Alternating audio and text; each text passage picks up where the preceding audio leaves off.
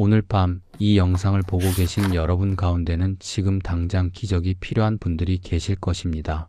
병원에서 나쁜 진단을 받고 돌아온 분, 사업이 무너지고 빚더미에 앉게 된 분, 가정이 깨질 위기에 놓인 분, 자녀가 돌이킬 수 없는 길로 가고 있는 것을 보며 무너지는 부모의 마음을 가진 분들이 계실 것입니다. 어떤 분은 지금 이 순간에도 법원의 판결을 기다리고 있을 수 있습니다. 어떤 분은 내일 아침이면 회사에서 해고 통보를 받을 것을 알고 있을 수 있습니다. 어떤 분은 사랑하는 사람이 중환자실에서 생사의 기로에 서 있는 것을 지켜보고 있을 수 있습니다. 기도하고 싶지만 무슨 말을 해야 할지 모르겠고, 하나님께 부르짖고 싶지만 이미 너무 많이 부르짖어서 목소리조차 나오지 않는 그런 상태일 수 있습니다. 사람들은 말합니다. 기다리라고, 때가 있다고, 하나님의 뜻이 있다고 말합니다. 하지만 지금 당장 기적이 필요한 사람에게 그 말은 너무 먼 이야기처럼 들립니다. 내일이 두렵고, 모레가 더 두렵고, 다음 주에 무슨 일이 일어날지 상상조차 할 수 없는 그런 절박함 속에 있는 분들이 계실 것입니다. 혹시 여러분은 지금 이런 생각을 하고 계시지 않습니까? 하나님 정말 살아계십니까? 제 기도를 들으시기는 하십니까? 왜 이렇게 침묵하십니까? 제가 무엇을 잘못했기에 이런 고통을 겪어야 합니까? 하나님께서 정말 저를 사랑하신다면 왜 이런 일들이 일어나는 것입니까? 오늘 이 시간 여러분께 전하고 싶은 것이 있습니다. 하나님은 지금 이 순간에도 여러분의 부르짖음을 듣고 계시며 여러분이 겪고 있는 고통의 크기를 정확히 아시고 여러분에게 필요한 기적을 이미 준비하고 계신다는 것입니다. 그리고 오늘 바로 이 시간이 여러분의 돌파가 시작되는 순간이 될 수 있다는 것입니다. 성경은 긴급한 상황에서 하나님께 부르짖은 사람들의 이야기로 가득합니다. 그리고 그들의 부르짖음에 응답하신 하나님의 이야기로 가득합니다. 시편 기자는 이렇게 고백했습니다. 내가 환난 날에 주께 부르짖었더니 주께서 내게 응답하셨도다. 시편 120편 1절에서 말씀하신 이 고백은 단순한 과거의 기록이 아닙니다. 이것은 지금도 살아계셔서 우리의 부르짖음에 응답하시는 하나님에 대한 확신의 선포입니다. 예레미야 선지자는 백성들이 절망적인 포로 생활 가운데 있을 때 하나님의 음성을 전했습니다. 너는 내게 부르짖으라. 내가 내게 응답하겠고 내가 알지 못하는 크고 은밀한 일을 내게 보이리라. 예레미야 33장 3절에서 말씀하신 이 약속은 오늘날 우리에게도 동일하게 적용되는 살아있는 약속입니다. 예수님께서는 제자들에게 기도에 대해 가르치시며 이렇게 말씀하셨습니다. 구하라 그리하면 너희에게 주실 것이요 찾으라 그리하면 찾아낼 것이요 문을 두드리라 그리하면 너희에게 열릴 것이니 구하는 이마다 받을 것이요 찾는 이는 찾아낼 것이요 두드리는 이에게는 열릴 것이니라. 마태복음 7장 7절에서 8절까지 말씀하신 이 약속 속에는 하나님께서 우리의 간절한 구함에 반드시 응답하신다는 확신이 담겨 있습니다. 사도 바울은 빌립보 교인들에게 편지하며 이렇게 권면했습니다. 아무것도 염려하지 말고 다만 모든 일에 기도와 간구로 너희 구할 것을 감사함으로 하나님께 아뢰라. 그리하면 모든 지각에 뛰어난 하나님의 평강이 그리스도 예수 안에서 너희 마음과 생각을 지키시리라. 빌립보서 4장 6절에서 7절까지의 말씀은 우리가 어떻게 긴급한 상황에서 기도해야 하는지를 명확하게 알려줍니다. 야고보서 5장 16절 후반부에서는 이렇게 선포합니다. 의인의 간구는 역사하는 힘이 큽니다. 우리의 기도는 단순한 종교적 행위가 아닙니다. 그것은 하늘을 움직이고 상황을 변화시키고 기적을 일으키는 영적인 능력입니다. 긴급한 상황에서 드리는 기도에는 세 가지 중요한 원리가 있습니다. 가장 먼저 알아야 할 것은 긴급 기도는 절망의 표현이 아니라 믿음의 선포라는 것입니다. 우리가 하나님께 부르짖는 것은 우리가 약하기 때문이 아니라 하나님이 강하시다는 것을 알기 때문입니다. 우리가 도움을 구하는 것은 우리에게 능력이 없기 때문이 아니라 하나님께 무한한 능력이 있다는 것을 믿기 때문입니다. 많은 사람들이 절박한 상황에서 기도하는 것을 마치 마지막 수단처럼 생각합니다. 모든 방법을 다 써보고 모든 가능성을 다 시도해보고 더 이상 할 수 있는 것이 없을 때 마지막으로 하나님을 찾습니다. 하지만 그것은 잘못된 순서입니다. 기도는 마지막 수단이 아니라 첫 번째 무기여야 합니다.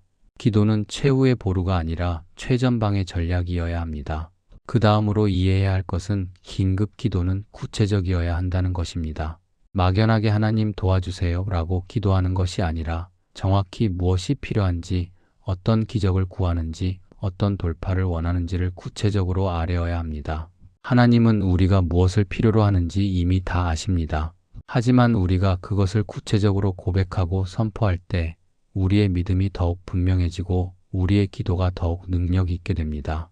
병이 낫기를 원한다면 어떤 병이 낫기를 원하는지 구체적으로 기도하십시오.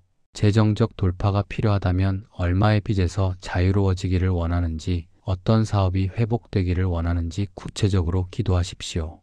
관계의 회복이 필요하다면 누구와의 관계가 회복되기를 원하는지 구체적으로 기도하십시오. 세 번째로 중요한 것은 긴급 기도는 감사와 함께 드려져야 한다는 것입니다.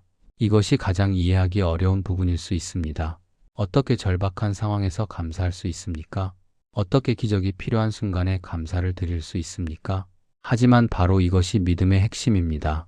우리는 아직 일어나지 않은 기적에 대해 미리 감사드리는 것입니다. 아직 보이지 않는 돌파에 대해 미리 찬양하는 것입니다. 이것은 긍정적 사고가 아닙니다. 이것은 하나님의 신실하심에 대한 확신입니다. 우리가 구한 것을 하나님께서 이미 들으셨고, 이미 응답하셨고, 이미 역사하고 계신다는 것을 믿는 것입니다. 빌립보서 4장 6절에서 7절까지의 말씀을 다시 보십시오. 아무것도 염려하지 말고 다만 모든 일에 기도와 간구로 너희 구할 것을 감사함으로 하나님께 아뢰라. 기도와 간구뿐만 아니라 감사함으로 아뢰라고 했습니다. 그리고 그 결과가 무엇입니까?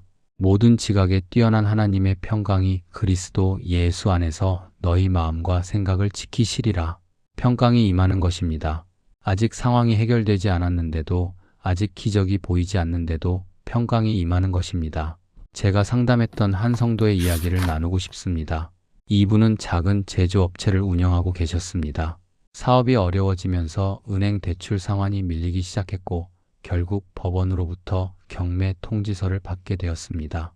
공장 건물이 경매에 넘어가면 모든 것이 끝나는 상황이었습니다.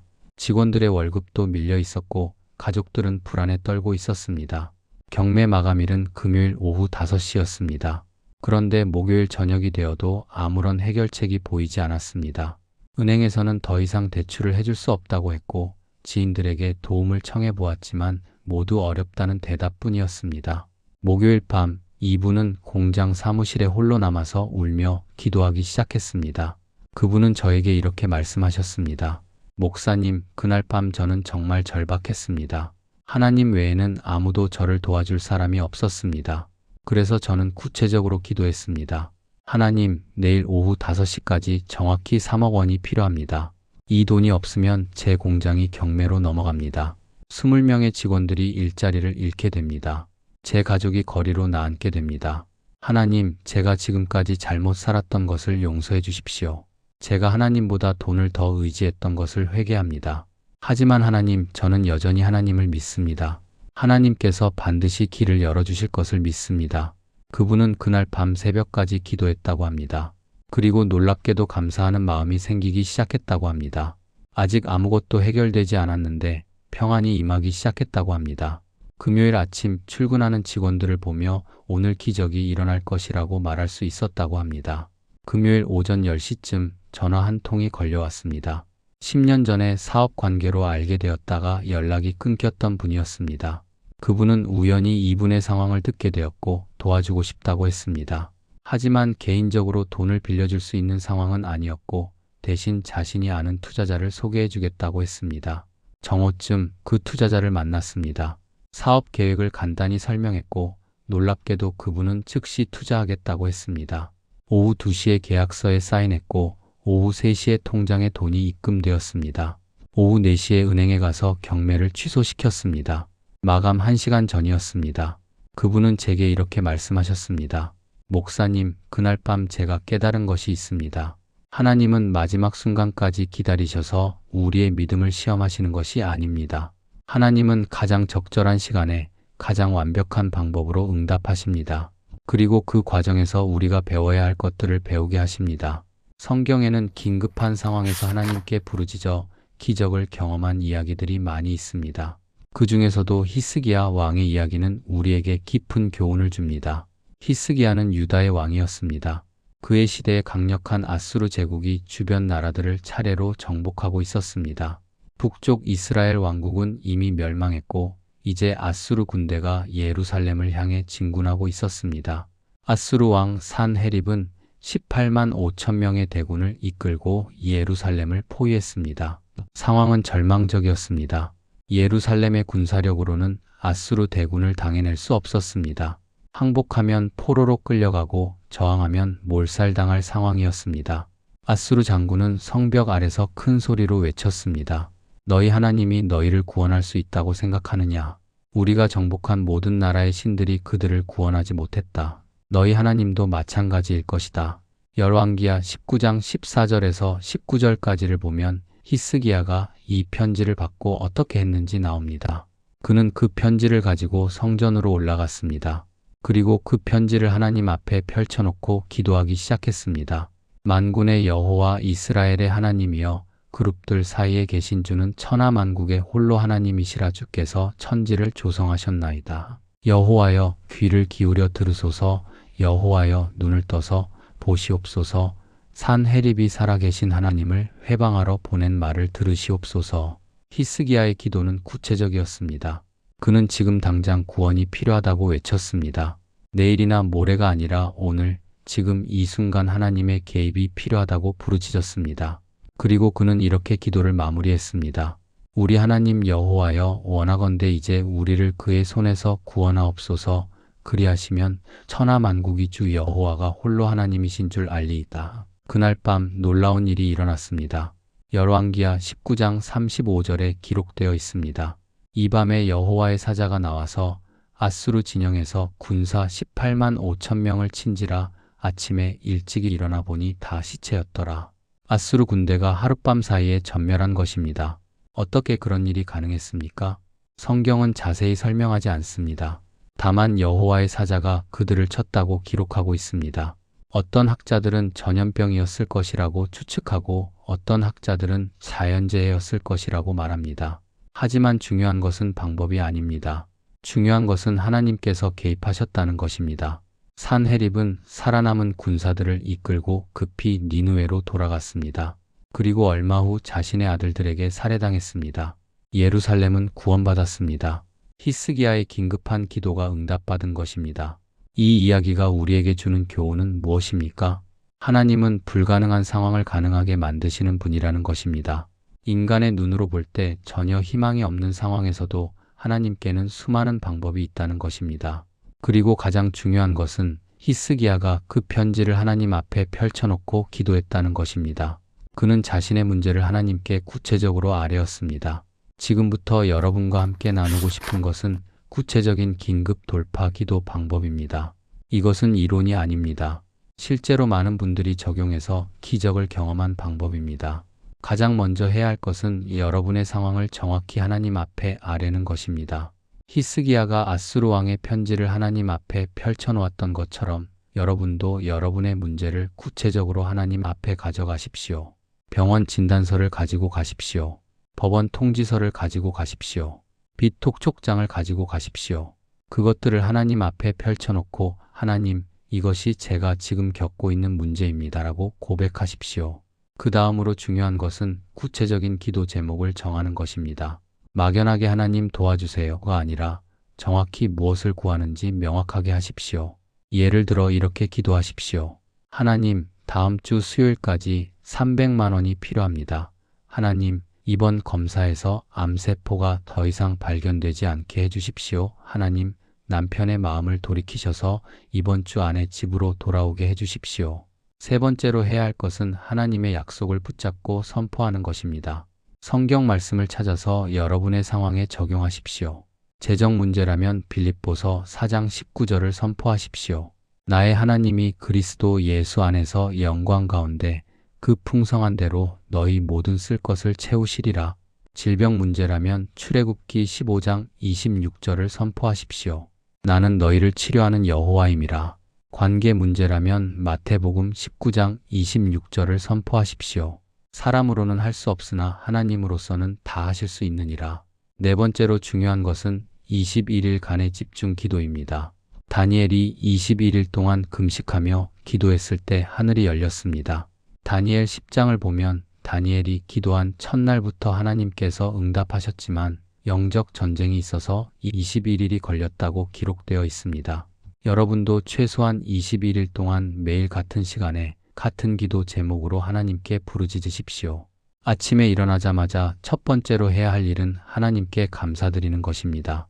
아직 문제가 해결되지 않았어도, 아직 기적이 보이지 않아도 하나님, 오늘 저에게 일어날 기적을 미리 감사드립니다 라고 고백하십시오. 하루를 시작하기 전에 10분이라도 하나님과 단둘이 있는 시간을 가지십시오. 이 시간이 여러분의 하루를 완전히 바꿀 것입니다.